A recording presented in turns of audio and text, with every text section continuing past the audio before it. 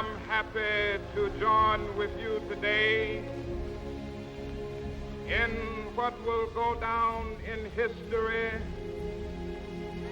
as the greatest demonstration for freedom in the history of our nation.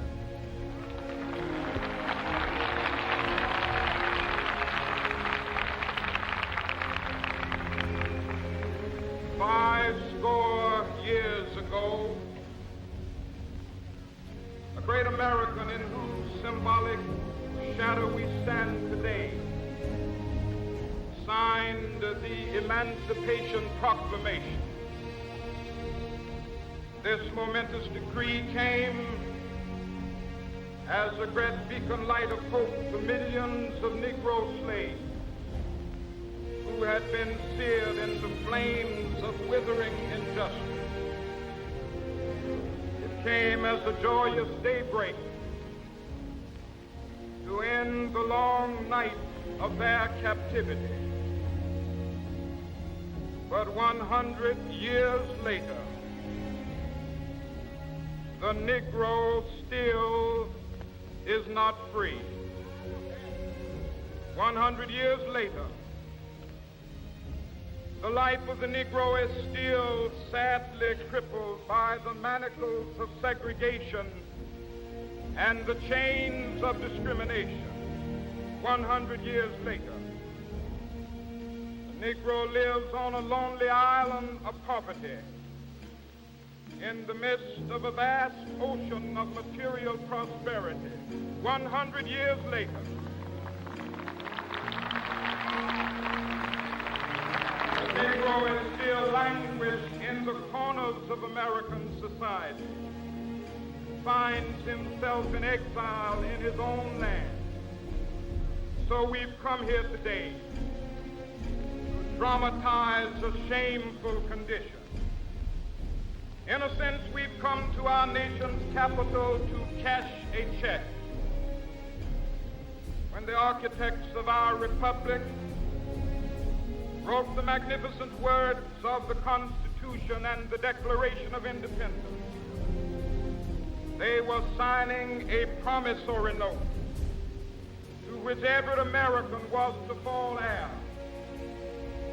This note was a promise that all men, yes, black men as well as white men, would be guaranteed the unalienable rights of life, liberty, and the pursuit of happiness. It is obvious today that America has defaulted on this promissory note insofar as her citizens of color are concerned. Instead of honoring this sacred obligation, America has given the Negro people a bad check, a check which has come back marked insufficient funds.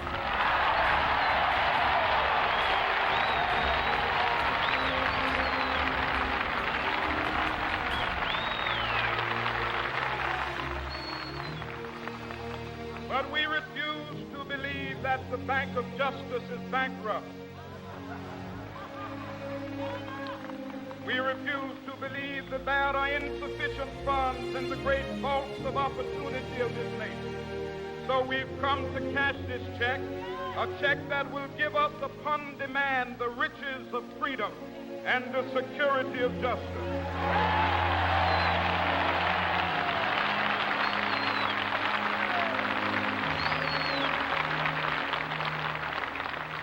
We have also come to this hallowed spot to remind America of the fierce urgency of now. This is no time to engage in the luxury of cooling off or to take the tranquilizing drug of gradualism.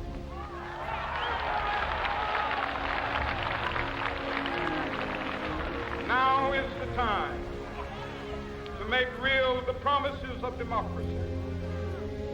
Now is the time to rise from the dark and desolate valley of segregation to the sunlit path of racial justice. Now is the time to lift our nation from the quicksands of racial injustice to the solid rock of brotherhood. Now is the time. Make justice a reality for all of God's children. It would be fatal for the nation to overlook the urgency of the moment. This sweltering summit of the Negro's legitimate discontent will not pass until there is an invigorating autumn of freedom and equality. 1963 is not an end, but a beginning. Those who hoped that the Negro needed to blow off steam and will now be content will have a rude awakening if the nation returns to business as usual.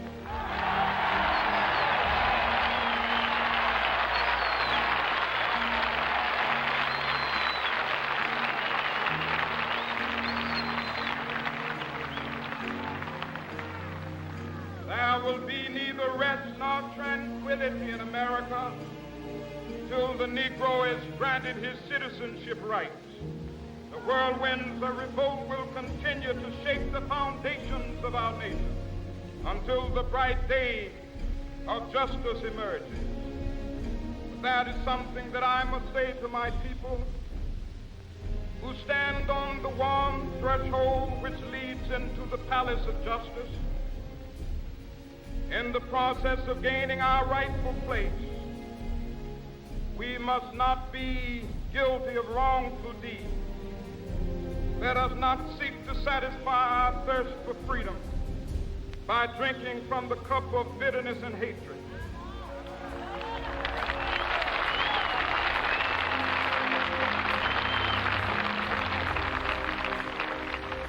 We must forever conduct our struggle on the high plane of dignity and discipline.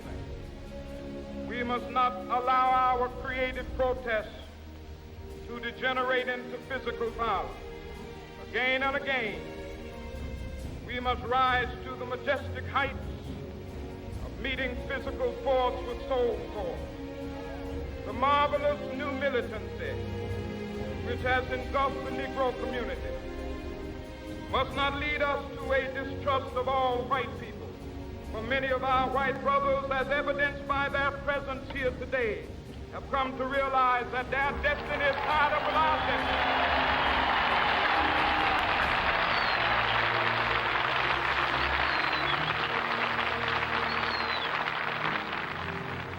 They have come to realize that their freedom is inextricably bound to our freedom. We cannot walk alone. As we walk, we must make the pledge that we shall always march ahead. We cannot turn back. There are those who are asking the devotees of civil rights, when will you be satisfied? We can never be satisfied as long as the Negro is the victim of the unspeakable horrors of police brutality. We can never be satisfied as long as our body is heavy with the fatigue of travel, cannot gain lodging in the motels of the highways and the hotels of the city.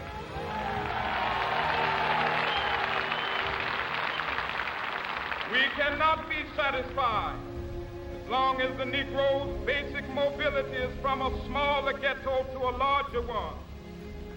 We can never be satisfied as long as our children are stripped of their selfhood and robbed of their dignity by signs stating for whites only.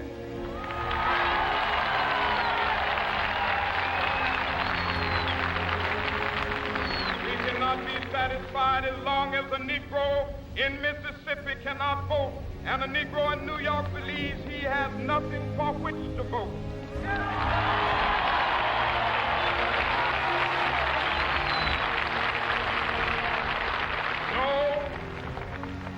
No, we are not satisfied, and we will not be satisfied until justice rolls down like waters and righteousness like a mighty stream.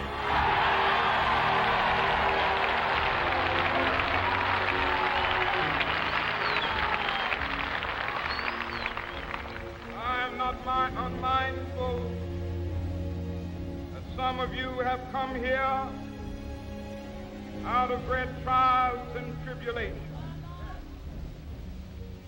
Some of you have come fresh from narrow jail cells.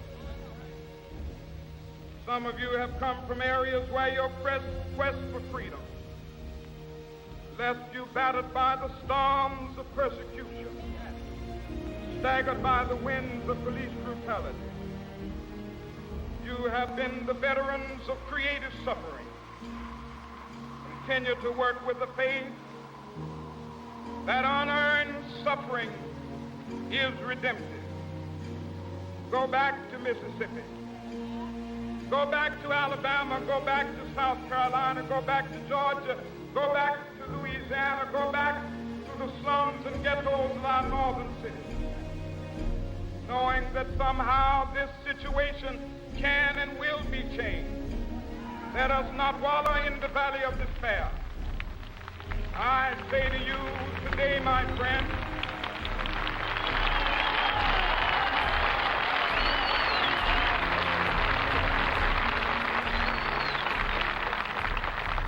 so even though we face the difficulties of today and tomorrow, I still have a dream. It is a dream deeply rooted in the American dream. I have a dream that one day this nation will rise up, live out the true meaning of its creed. We hold these truths to be self-evident, that all men are created equal.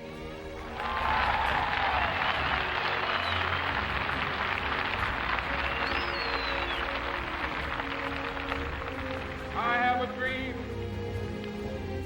that one day on the red hills of Georgia, sons of former slaves and the sons of former slave owners will they be able to sit down together at the table of brotherhood. I have a dream that one day, even the state of Mississippi, a state sweltering with the heat of injustice, sweltering with the heat of oppression, be transformed into an oasis of freedom and justice. I have a dream. My poor little children will one day live in a nation where they will not be judged by the color of their skin, but by the content of their character. I have a dream today.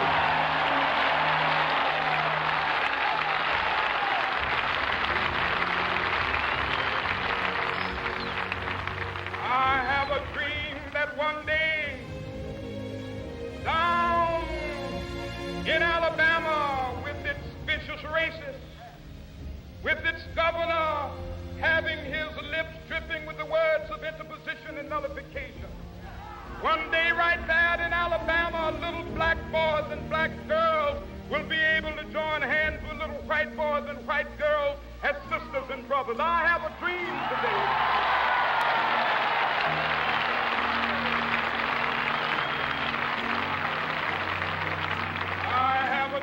That one day every valley shall be exalted, every hill and mountain shall be made low, the rough places will be made plain, and the crooked places will be made straight, and the glory of the Lord shall be revealed, and all flesh shall see it together.